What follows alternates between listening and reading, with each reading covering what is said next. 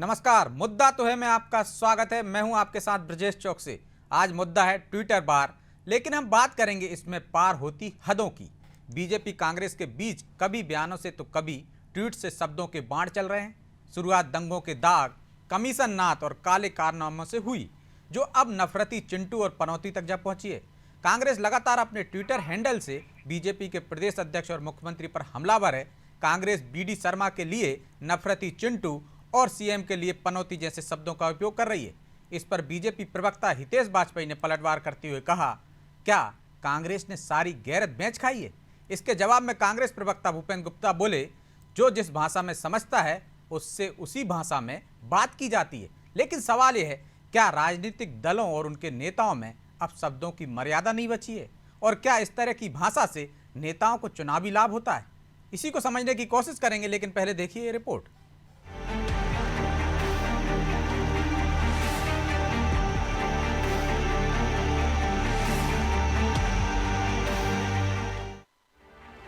मध्य प्रदेश में भाजपा कांग्रेस के बीच आरोप प्रत्यारोप की राजनीति अब शब्दों की मर्यादा लांघने लगी है। भाजपा और कांग्रेस नेता एक दूसरे पर निशाना साध रहे हैं। इसकी शुरुआत कमलनाथ के ऊपर 84 के दंगों में लगे आरोपों के साथ हुई, जिस पर पलटवार करते हुए कमलनाथ ने वीडी शर्मा पर निशाना साधा। जवाब में वीडी शर्मा ने कमलनाथ को कमीशन नाथ कहा।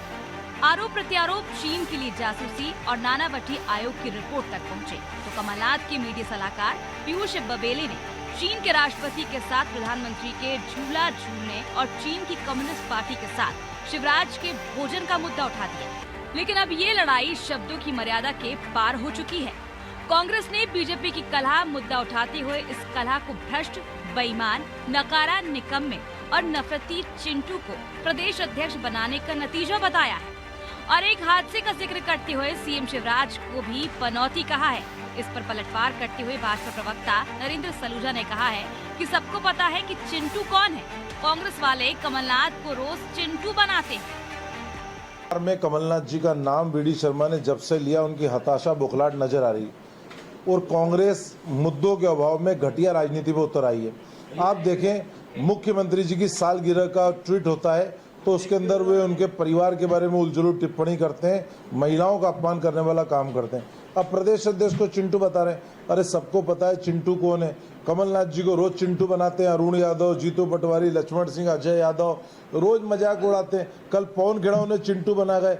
रोज उनके भावी अवश्यम भावी को उन्होंने चिंटू बना दिया कि हमारे वहाँ अभी कोई तय नहीं है। तो सबको पता है कांग्रेस के संगठन की क्या स्थिति है। थोपा हुआ अध्यक्ष है और जिस प्रकार से रोज मजाक उड़ता है, आपस में लड़ते हैं, गाली गलौज करते हैं, एक दूसरे के साथ मारपीट करते हैं, ये उनकी स्थिति है। हमारे मध्य प्रदेश के संगठन की बात करें, प्रदेश अध्यक्ष की बात करें तो मध्य प्रदेश का संगठन देश में सर्वाधिक सर्वश्रेष्ठ संगठन माना जाता है।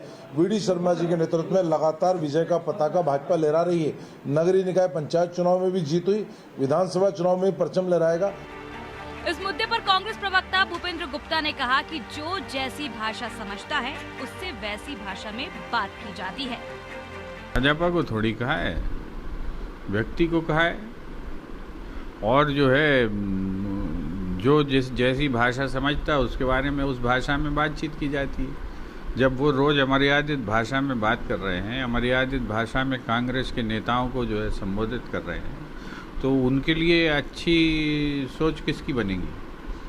आज भारतीय जनता पार्टी में जो कलह और युद्ध चल रहा है सरेआम, अब तो सड़क पे लड़ाइयाँ आ गई हैं। तो उन लड़ाई के बारे में अगर चर्चा की जा रही है तो उससे जो है निश्चित रूप से भारतीय जनता पार्टी के अंदर जो योग्यता का अभाव है, संगठन संरचना का अभाव है, और ये सबको दिख रहा है, प्रदेश की जनता को दिख रहा है। तो इसमें कांग्रेस गलत क्या कह रही है? चुनाव के पहले राजनीति आरोप प्रत्यारोप का दौर हर जगह चलता है, लेकिन कई बार शब्दों की मर्यादा का उल्लंघन होता है। कमलनाथ को कपटनाथ, कमीशननाथ और झूठनाथ कहने के बाद अब बात चिंटू तक पहुंच गई है। ये बयानबाजी चुनाव तक बदस्तूर चलने वाली है। ये रिपोर्ट अनादि टीवी।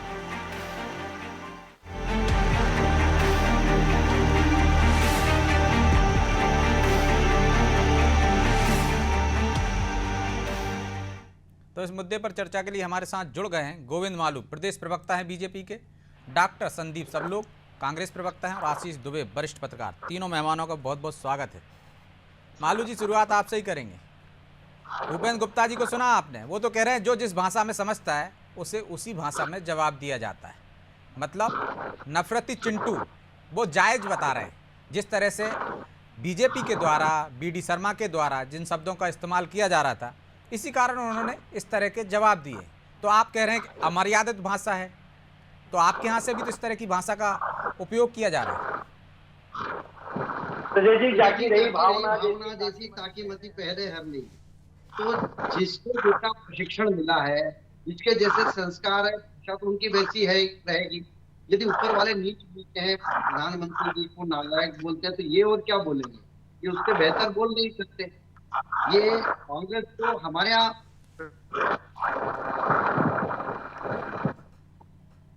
सांस्कृतिक राष्ट्रवाद, विकास, सुशासन और किस तरह से हमारा काम किया जाए, कार्यकर्ता, कार्य पद्धति, इनके यहाँ सिखाया जाता है कि किस तरह गाली बकी जाए, किस तरह से तख्त उल्टा किया जाए, किस तरह से हंगामा किया जाए, किस तरह से कपड़े फाड़े जाएं, किस तरह से गाली गलौज की जाए, किस तरह से माइक फेंका जाए, मंच, इस तरह का हिंसा का वातावरण कांग्रेस के अंदर भी रहता है। वो वैसा ही बाहर करती है।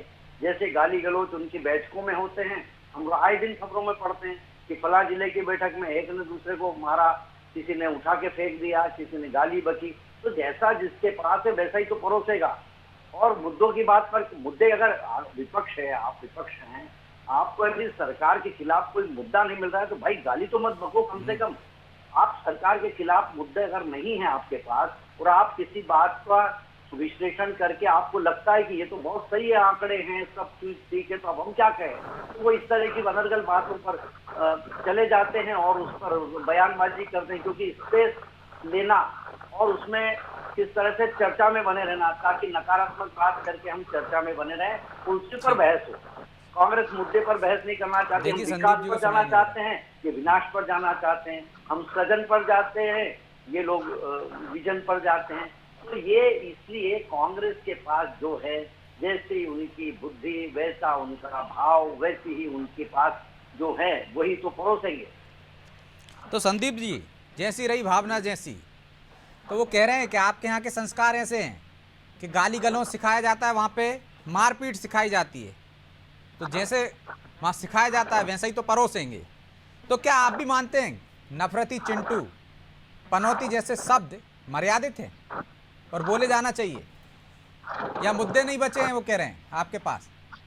ब्रजेश भाई, राजनीति विज्ञान का अध्येता होने के नाते मेरा अपना पहला तो ये मानना है कि राजनीति में मूल्यों और स्वच्छता का प्रभाव होना चाहिए और एक दूसरे पर छींटाकशी नहीं होना चाहिए। लेकिन अगर हम देखते हैं कि 2004 में जब भारत में कांग्रेस की यूपीए सरकार को बहुमत मिला, जनादेश मिला, उस समय सुषमा स्वराज जी ने, स्वर्गीय सुषमा स्वराज जी को विनम्रता पूर्वक श्रद्धांजलि देते हुए मैं उनको याद कर रहा हूं, उन्होंने सोनिया गांधी जी के बारे में कहा था कि विदेशी महिला को भारत का प्रधानमंत्री नहीं होना चाहिए। तो यहां से शुरुआत होती है भारतीय जनता पार्टी के मूल्यों और सिद्धांतों के पतन की। मैं आपको याद दिलाना चाहता हूं कि मनमोहन अमर्यादित शब्द कौन सा आ गया? अरे यहाँ से तो पार्टी टूट गई आपकी विदेशी महिला के मुद्दे पर। हमें क्यों तोड़ दे रहे? हमने थोड़ी के शरद पवार चले गए, विदेशी लोग प्रधानमंत्री के बड़े पद पे आते हैं तो उनका स्वागत करते हैं। तो हमारे भारत की सामाजिक संस्कृति नहीं है, धार्मिक संस्कृति नहीं है कि हम किसी महिला को उसके मायके के उसमें उसको लांछित करने का काम करें, उस पर कीचड़ उठाने का काम नेताओं ने किया, हमने थोड़ी किया भाई। दूसरी मैं आपको महत्वपूर्ण बात बताना चाहता हूँ कि आ रहा हूँ मालू जी, आ गई आपकी बात, आ गई आपकी बात। आपको मैं बधाई देना चाहता हूँ। वो कह रहे हैं कि हमारे यहाँ से नहीं, आपके यहाँ ही कांग्रेस टूट गई इस बात पर, विदेशी मूल की महिला के नाम पर। बिल्कुल ऐसी कोई बात नहीं है कि कांग्रेस पार्टी टूटी। सोनिया जी के त्याग और बलिदान को कांग्रेस पार्टी ने नहीं, इस देश ने भी स्वीकार किया और विदेशों तक इस बात की सराहना हुई कि कांग्रेस पार्टी के जो लोग हैं वो सत्तारूढ़ नहीं है, सत्तारूढ़ भारतीय जनता पार्टी के लोग हैं, जिन्हें 2018 में प्रदेश की जनता ने बुरी तरह नकार के सत्ता से उतार दिया था। उन्होंने सौदेबाजी और खरीद कैसे किया 28 उपचुनाव में भाई? यदि नकार दिया होता तो 28 में कैसे स्वीकार किया? 28 उपचुनाव में कैसे जीते हम? और ऐसे आज तक नहीं जीते, आजादी के बाद उतने जीते हम तो संदीप जी, वोट का तो वादा कांग्रेस भी देखो, ये मानती है कि गाली का जवाब गाली से देना चाहिए। कोई अमर्यादित भाषा बोलता है तो उसको उसी भाषा में जवाब देना चाहिए। उस पर तो बात करो। नहीं मानती है ना, कांग्रेस बिल्कुल चाहती है कि गाली का जवाब गाली से दिया जाए। भूपेंद्र गुप्ता जी ने जो बात बोली उस बात से मैं कुछ हद तक सहमत हुई। उनका विचार है कि जो जिससे ऐसी भाषा समझो उसको वैसी भाषा में समझाना चाहिए। कांग्रेस के प्रवक्ताओं को भी यही सिखाया जाता है। तो बात का है कि विरोधी बेंच मार करो। आ जाने दीजिए मालू जी, बात आ जाए। प्रदेश भाजपा अध्यक्ष हो, 5 महीने बाद सत्ता जाने के भय से इतने बौखलाए और डरे हुए हैं कि अपने आपा खो चुके हैं, अपनी जबान खो चुके हैं और बदजबानी पे उतर कर आ रहे जनता हैं। आपसे डरी हुई है कांग्रेस कांग्रेस में आ जाए। कांग्रेस पार्टी ने अभी हाल ही में महिलाओं के लिए 1500 रुपए प्रति महिला जो संदीप जी, वचन दिया। जिस व्यक्ति को करोड़ों जनता ने चुना उसे आप पनौती कह रहे हो, ये सही है क्या? देखिए, मैं नहीं मानता कि करोड़ों जनता ने उनको चुना। वो मुख्यमंत्री थे 2018 में, उनके चेहरे को मध्य प्रदेश की जनता ने नकारने का काम किया। खरीद फरोख्त से आए हैं, सौदेबाजी से आए हैं। आप इनको जनादेश का या जनमत का नेता नहीं कह सकते। और पनौती वाली बात है तो आप उठा के देख लीजिए, लगातार इनकी जहां भी सभाएं हो रही हैं, जहां भी इनके कार्यक्रम हो रहे हैं, दुर्घटनाएं लगातार हो रही है, बसें पलट रही हैं, तो कहीं ना कहीं इनने जो पाप मध्य प्रदेश की जनता के साथ और भारतीय संविधान के साथ किया है, तो भारत माता भी देख रही है और भगवान भी देख रहा है। और ये पनौती बनकर मध्य प्रदेश की जनता के सामने आया है। अकाल मौतें लोग मर रहे हैं, चाहे सड़क दुर्घटनाओं की बात करें, चाहे अन्य मामलों में बात करें, चाहे कोरोना काल की आप याद कर लें कि सबसे ज्यादा मौतें मध्य प्रदेश में हुई जिन्हें छिपाया गया। तो भारतीय जनता पार्टी के मुखिया शिवराज सिंह चौहान ये मध्य प्रदेश के लिए पनौती है, इसको मैं भी कहता हूं और दावे से कहता हूं, डंके की चोट पे कहता हूं। लेकिन इस बात का भी पक्षधर हूं कि इस तरह की बयानबाजी ना तो भारतीय राजनीति बोल भी रहे हैं संदीप जी, और इस बात के पक्षधर भी हैं कि इस तरह की भाषा नहीं होना चाहिए। कोई एक स्टैंड होना चाहिए ना कि गलत बात है। ने तो मनौती मांगी थी कि कांग्रेस जाए और भारतीय जनता पार्टी आए। लगातार ऐसे शब्दों का प्रयोग करके मनौती तो कमलनाथ साबित होंगे आपके लिए। कभी कमलनाथ जी के बारे साबित हो ही गए हैं, कभी सोनिया जी के बारे में आप शब्द बोलते हैं, कभी प्रियंका गांधी से शुरुआत कर रहे हो। उत्तर प्रदेश में क्या हालत हुई आपकी बात में आके पनौती ये लोग हैं। अपनी पनौती को देखो भाई, जनता की पनौती को मत देखो। आप इस बात में मुकाबला कीजिए कि महंगाई रोकने में आप कहाँ सफल हुए। आप इस बात में मुद्दा उठाओ ना, प्रमाण दो ना भाई। महंगाई कम हो रही है, मैं मुद्दों पे आपसे बात की उपलब्धता है, आपके सामने नहीं बैठूंगा। वस्तुएं सुलभ हो रही ठीक है, कंट्रोल कालाबाजारी नहीं हो रही है, लाल गेहूं खाने को नहीं मिल रहे हैं, पेट्रोल पे 100 ग्राम शक्कर नहीं मिल रही है, सब कुछ ठीक चल रहा है देश में। करूंगा ब्रजेश जी, मैं क्षमा चाहूंगा, मैं इन मुद्दों पर बिल्कुल व्यक्ति 100 ग्राम शक्कर देते मैं लौट के आता हूं दोनों के पास दूसरे दौर में लौटता हूं। आशीष जी को दिखाई। आशीष जी, क्या इस तरह की भाषा से कुछ चुनावी लाभ होता है? क्यों इस तरह की भाषा का उपयोग किया जाता है तमाम राजनीतिक दलों के द्वारा? देखिए, तात्कालिक रूप से ये एक मेंटल गेम जैसा मुझे नजर आता है। ये दोनों दल या जितने भी दल होते हैं वो एक दूसरे पर मानसिक रूप से ये एक मेंटली एक प्रेशर बनाने की या लीड लेने की कोशिश करते हैं। लेकिन चुनाव तक आते आते देखिए, अभी जिस तरह से के रिजल्ट आते हैं या जिस तरह के रिजल्ट हम पहले भी कई बार देख रहे हैं, तो चुनाव आते आते तक जो है ये चीजें जो है सिर्फ एक सनसनी भर रहते हैं। इसका नतीजों पर मुझे नहीं लगता कि बहुत ज्यादा असर पड़ता है। अगर हम नतीजों की ही बात करें तो उसमें जो है अंतिम वक्त पर ये जो जरूरी मुद्दे होते हैं वो जनता के दिमाग में बच जाते हैं। ये जो छवियां हैं ये ठीक है, कभी कभी काम कर जाती हैं, किसी नेता के साथ वो हमेशा के लिए कोई शब्द चस्पा हो जाता है। ये खतरा नेता के लिए भी होता है, जनता क्योंकि जनता उस तरह से उसको आइडेंटिफाई करने लगती है। लेकिन जो वोटिंग का जो पैटर्न है या जो जिस तरह से लोग मतदान करते हैं वो मुद्दों पे करते हैं। मध्य प्रदेश में अगर का ही भर हम संदर्भ अगर ले लें तो मध्य प्रदेश में ये जो अभी नया दौर शुरू हुआ है, ये हमने पिछले भी किसी प्रोग्राम में बात की थी कि अभी इससे खराब दौर आने वाला है। ये वही स्थिति है कि ये दौर जो है उसी तरह की स्थिति का है। ये एक दूसरे पर मानसिक रूप से बढ़त बनाने की और एक दूसरे पर दबाव डालने की कोशिश है। ये फिर वही बात आती है जो मैं मानता हूं कि किसी ने भी शुरुआत करी हो या कोई भी अंत करना चाह रहा हो, लेकिन जब तर्क अंत तो कोई करना ही नहीं चाहता ना, आशीष जी, अंत तो कोई करना ही नहीं चाहता, शुरुआत जिसने वही की मैं हो, कह रहा हूं। लेकिन वो उससे ज्यादा बोलने की कोशिश करता है, ज्यादा अमर्यादित भाषा बोलने की कोशिश करता है, तो हाँ, अंत कैसे होगा? यही गलत है। जैसे भोपाल में जैसे बेतबाजी होती थी एक वक्त में, ये उस तरह की बेतबाजी है कि एक दूसरे का जवाब देना है, उसी शैली में जवाब देना है। तो ये कोई बहुत ज्यादा तार्किक काम नहीं है, तो होगा नहीं। इसलिए क्योंकि मैं फिर भी मानता हूं कि चुनाव बेसिक मुद्दों पे लौटेगा। जो मुद्दे हैं जिनको दोनों ही दलों के नेता अनदेखी करके दूसरी तरफ चुनाव को या उन मुद्दों को ले जाने की कोशिश कर रहे हो, वो बहुत ज्यादा कामयाब नहीं होगी। मुद्दे मध्य प्रदेश में बहुत सारे हैं, उस पर बात आगे पीछे कहीं ना कहीं होगी। और जब कोई भी दल इस तरह की चीजों पे करता है तो निश्चित तौर पे किसी नए खिलाड़ी को उससे रास्ता मिल जाता है और वो मुद्दों पे आके बात करता है, और फिर इन दोनों को नुकसान होता है जो पहले से होते हैं। कई राज्यों में ये भी हुआ है। तो लेकिन आशीष जी, हमने कुछ राज्यों का उदाहरण भी देखा है कि जहां मुद्दे जी। पीछे रह जाते हैं, इस तरह के बयानबाजी से पूरा माहौल बदल जाता है और एक पार्टी के फेवर में चला जाता है। निश्चित तौर पे हमारे यहाँ मध्य प्रदेश में भी इस तरह की एक चीज हुई थी 2 दशक पहले। लेकिन देखिए, उस समय वो सिर्फ एक चीज नहीं थी, उसके साथ भी कई सारे मुद्दे और सरकार की नाकामी जुड़ी थी। आज भी ये सरकार एक लंबे समय से चल रही है, तो निश्चित तौर पे सरकार जो तमगे दिए जा रहे हैं, जो जुमले किए जा रहे हैं, उसके अलावा भी मतदाता उन मुद्दों को देखेगा। मैं फिर कहता हूँ कि मुद्दों पर चुनाव होना चाहिए। ये निश्चित तौर पे है कि 5, 10, 15, 20% कुछ फायदा होता है इससे बढ़त बनाने से, लेकिन पूरी तरह से चुनाव इससे पलटेगा नहीं।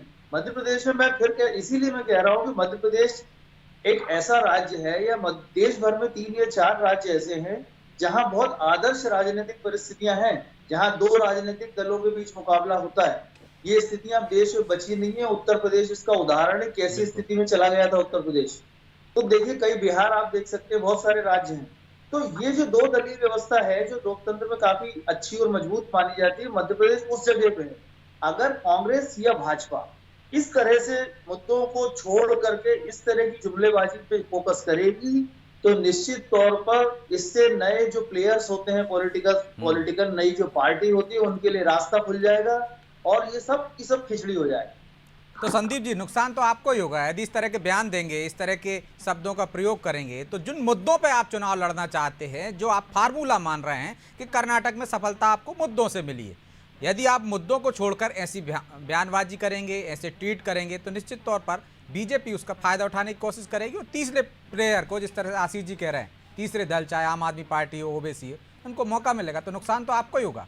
क्यों ऐसी बाल फेंक रहे हैं जिस पर वो चौके छक्के लगा सकें? निश्चित रूप से आशीष दुबे जी एक विद्वान पत्रकार है, मध्य प्रदेश में अपना वजूद रखते हैं और उनकी बात से मैं 100% सहमत हूं।